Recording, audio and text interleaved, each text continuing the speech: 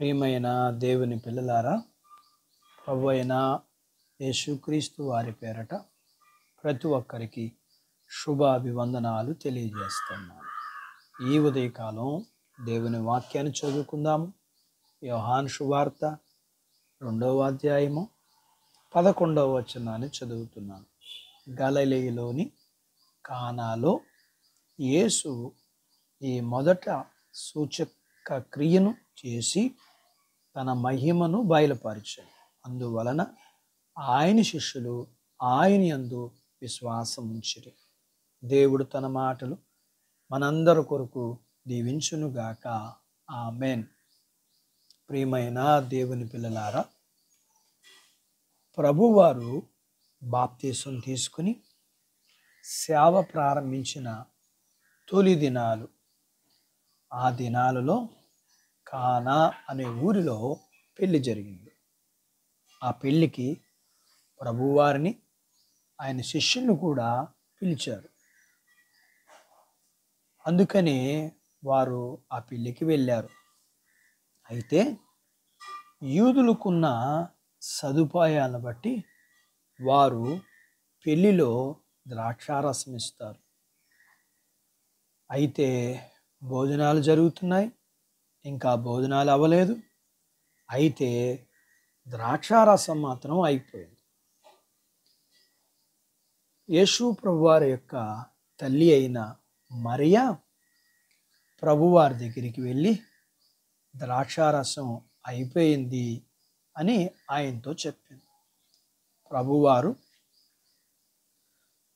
తన తల్లితో, నా సమయం వచ్చినప్పుడు నేను ద్రాక్షారసం ఏర్పాటు చేస్తాను అని చెప్పడంతో ఆమె వెళ్ళి అక్కడ ఉన్న పనివారితో ఆయన చెప్పింది చెయ్యండి అని చెప్పి ఆమె వెళ్ళిపోయింది.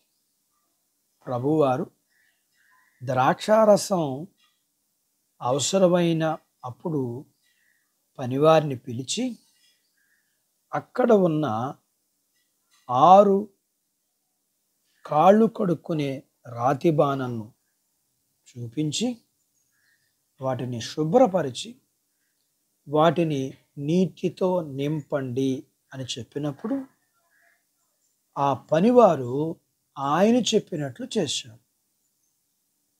ఆ తరువాత ఆయన దగ్గరికి వచ్చి మీరు చెప్పింది చేశామని చెప్పినప్పుడు, అయితే ఇప్పుడు వెళ్ళి ఆ ద్రాక్షారసం పొయ్యండి అన్నారు. వారు ఆయన చెప్పినట్లుగా పోసింది నీళ్లు కదా, ద్రాక్షారసం పొయ్యమంటున్నారేంటి అని ఆయనను అడగక వారు పోయడానికి వెళ్ళి చూడగా ఆ నీరు ద్రాక్షారసమయ్యి దాని రంగు మారింది, దాని రుచి మారింది. ద్రాక్షారసమును వారు పొయ్యగా త్రాగిన వారు మొదటి ద్రాక్షారసం కంటే ఇప్పుడు ద్రాక్షారసం చాలా మధురంగా ఉందని సంతోషించారు.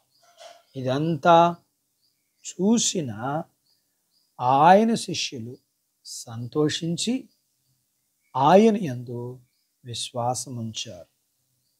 వాక్యం వింటున్న ప్రియమైన దేవుని బిడ్డ, నీ అవసరత దగ్గర నీవు ఎవరవైనా సరే ప్రియరక్షకుడైన యేసు ప్రభు వారి దగ్గరికి వచ్చి ఆయనను అడిగితే ఆయన కూడా నీకు సహాయం చేస్తాడు. మరియా అలాగే అడిగింది, దేవుని సహాయాన్ని పొందుకుంది. చూచిన శిష్యులు ఆయన యందు విశ్వాసం ఉంచారు. నీవు కూడా ప్రభువుని అడుగు, దీవెన పొందు, అనేకుల విశ్వాసానికి నీవు ఆధారమవు. అట్టి బాధ్యత దేవుడు నీకు దయచేయునుగాక. ఆమేన్. ప్రార్థించుకుందాం. మమ్మల్ని మిక్కిలిగా ప్రేమించిన మా ప్రియ పరలోకపు తండ్రి, వాక్యం విన్న మీ పిల్లలందరి కొరకు ప్రార్థన చేస్తూ మీ పిల్లల జీవితాల్లో మీ పిల్లలు మిమ్మల్ని ప్రతి అవసరం దగ్గర అడిగి వారు మీ సహాయాన్ని మేలుని పొందుకుని అనేకులు వీరి జీవితాల్లో చేసిన మేలును బట్టి సహాయాన్ని బట్టి మీ యందు విశ్వసించినట్లుగా మీ పిల్లల జీవితాల్లో మీరు కార్యాలు చేయమని వీరి కుటుంబాల్ని వీరికి కలిగిన అంతటిని దీవించండి. చిన్న బిడ్డలను, యవనస్తులను, వృద్ధులను, స్త్రీ పురుషులు చదువుల్లో, ఆరోగ్యాల్లో, ఉద్యోగాల్లో, వివాహాల్లోను, గర్భఫలాల్లోనూ, గర్భఫలం కలిగిన వారికి ప్రసూతి విషయాల్లో, ప్రసూతి అయిన తల్లి బిడ్డలకు ఆరోగ్యాలు ఇవ్వండి. వీరిని ఆధ్యాత్మికంగా, ఆర్థికంగా, శారీరకంగా దీవించండి. చదువుకుని ఎగ్జామ్స్ రాస్తున్న పిల్లలందరికీ మీరు మంచి భవిష్యత్తును, జ్ఞానము, జ్ఞాపశక్తిని సిద్ధపాటు నిమ్మని, రాకపోకల ఆరోగ్యాల్లో సహాయం చేయమని యేసు ప్రభువారి నామం పేరట ఈ ప్రార్థన మీకు చేస్తున్నాము తండ్రి. ఆమేన్. దేవుడు మిమ్మును దీవించునుగాక. ఆమేన్.